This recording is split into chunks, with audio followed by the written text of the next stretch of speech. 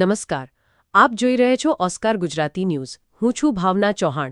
અમદાવાદમાં આજે રાજકીય માહોલ ગરમાયો હતો. ગુજરાત પ્રદેશ કોંગ્રેસ કાર્યાલય બહાર ભાજપ અને કોંગ્રેસના કાર્યકરો વચ્ચે રાજકીય ટકરાવ જેવી સ્થિતિ સર્જાઈ હતી. કોંગ્રેસ દ્વારા દેશભરમાં ચાલી રહેલા વિદ્યાર્થી આંદોલન અને કેન્દ્રીય શિક્ષણ મંત્રી ધર્મેન્દ્ર પ્રધાનના રાજીનામાની માંગને લઈને વિરોધ કાર્યક્રમો યોજાઈ રહ્યા છે.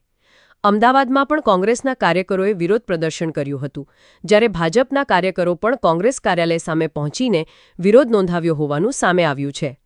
તાજેતરના દિવસોમાં શિક્ષણ સંબંધિત મુદ્દાઓ અને વિરોધ પ્રદર્શનને લઈને ગુજરાત સહિત અનેક સ્થળોએ રાજકીય તણાવ જોવા મળ્યો છે. મળતી માહિતી મુજબ ગુજરાત પ્રદેશ કોંગ્રેસ કાર્યાલય ખાતે મોટી સંખ્યામાં કોંગ્રેસના આગેવાનો અને કાર્યકરો એકત્ર થયા હતા. કોંગ્રેસે વિદ્યાર્થીઓના મુદ્દાઓને લઈને કેન્દ્ર સરકાર પર પ્રહાર કરતા કેન્દ્રીય શિક્ષણ મંત્રી ધર્મેન્દ્ર પ્રધાનના રાજીનામાની માંગને પુનરાવર્તિત કરી હતી.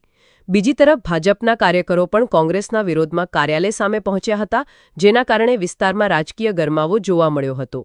સ્થળ પર પોલીસનો ચુસ્ત બંદોબસ્ત ગોઠવવામાં આવ્યો હતો, જેથી કાયદો અને વ્યવસ્થાની સ્થિતિ જળવાઈ રહે. બંને પક્ષના કાર્યકરો દ્વારા સૂત્રોચ્ચાર કરવામાં આવ્યા હતા અને પોતાના પક્ષના સમર્થનમાં નારા લગાવવામાં આવ્યા હતા. કોંગ્રેસનો આરોપ છે કે વિદ્યાર્થીઓના પ્રશ્નો અને શિક્ષણ વ્યવસ્થાને લઈને કેન્દ્ર સરકાર નિષ્ફળ રહી છે અને જવાબદારી સ્વીકારીને શિક્ષણ મંત્રી ધર્મેન્દ્ર પ્રધાને રાજીનામું આપવું જોઈએ. બીજી તરફ ભાજપે કોંગ્રેસના આક્ષેપોને રાજકીય પ્રેરિત ગણાવ્યા હોવાનું જણાવાયું છે. ઉલ્લેખનીય છે કે દેશના વિવિધ રાજ્યોમાં પણ કોંગ્રેસ દ્વારા વિદ્યાર્થી આંદોલનના સમર્થનમાં વિરોધ કાર્યક્રમો યોજાઈ રહ્યા છે, જ્યારે કેટલાક સ્થળોએ પોલીસ અને પ્રદર્શનકારીઓ વચ્ચે ઘર્ષણની ઘટનાઓ પણ નોંધાઈ છે. અમદાવાદમાં આજનો આ વિરોધ કાર્યક્રમ રાજ્યના રાજકારણમાં ફરી એકવાર ગરમાવો લાવનાર સાબિત થયો છે. હવે આગામી દિવસોમાં આ મુદ્દે રાજકીય પક્ષો વચ્ચે આરોપ પ્રત્યારોપનો દોર વધુ તેજ બને તેવી શક્યતા વ્યક્ત કરવામાં આવી રહી છે. કેમેરામેન સાથે હરીશ યાજ્ઞિક, ઓસ્કાર ગુજરાતી ન્યૂઝ, અમદાવાદ. અમદાવાદ ખાતે કોંગ્રેસ પાર્ટીની જે કાર્ય પર ભારતીય જનતા પાર્ટીના કાર્યકર દ્વારા એક રેલીનું આયોજન કર્યું છે. ગઈકાલે દિલ્હીમાં દેખાવ થયા છે, સમગ્ર દેશમાં અલગ અલગ જગ્યાએ ભારતીય જનતા પાર્ટીના કાર્યકરો એકબીજા પર આક્ષેપો કરી રહ્યા છે. કોંગ્રેસની જે આક્ષેપી છે કે વિદ્યાર્થીઓ પર જે કરી રહ્યું છે, સાથે એમ લાગી રહ્યું છે આજે અમદાવાદ શહેરના જે કોંગ્રેસ કાર્યાલય છે પાસે ભારતીય જનતા પાર્ટીના પ્રદેશ અધ્યક્ષ સહિત લોકો મોટા કાર્યકર આવ્યા છે.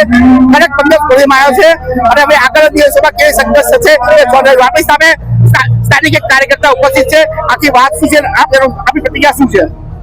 જી, જે પ્રકારે દિલ્હીની અંદર જંતર મંતર ખાતે જે પ્રકારે નીટ પેપર જે લીક થયા તે મુદ્દે પ્રોટેસ્ટ ચાલી રહ્યો છે, એ પ્રોટેસ્ટની અંદર સમગ્ર ભારતમાંથી અલગ અલગ રાજ્યોમાંથી લોકો સમર્થન આપી રહ્યા છે. આવા સંજોગોમાંની અંદર જે ધર્મેન્દ્ર પ્રધાન છે એના રાજીનામા માટે જ્યારે કોંગ્રેસે માંગ ઉઠાવી છે અને ધર્મેન્દ્ર પ્રધાન રાજીનામું આપે અને પ્રધાનમંત્રી પણ આનો જવાબ આપે, એ મુદ્દે જ્યારે દિલ્હીની અંદર રાજકારણ ગરમાયું અને પ્રધાનમંત્રીના નિવાસસ્થાનની બહાર જ્યારે કાર્યક્રમ રાખવામાં આવ્યો, આજે એના અનુસંધાને ભારતીય જનતા પાર્ટીના ગુજરાત પ્રદેશ અધ્યક્ષ દ્વારા રાજીવ ગાંધી ભવન ખાતે એ રાજીવ ગાંધી ભવનની ઘેરાવો કરવાનો કાર્યક્રમ રાખ્યો છે અને એના માટે આજે સમગ્ર પોલીસ બંદોબસ્ત થયો છે.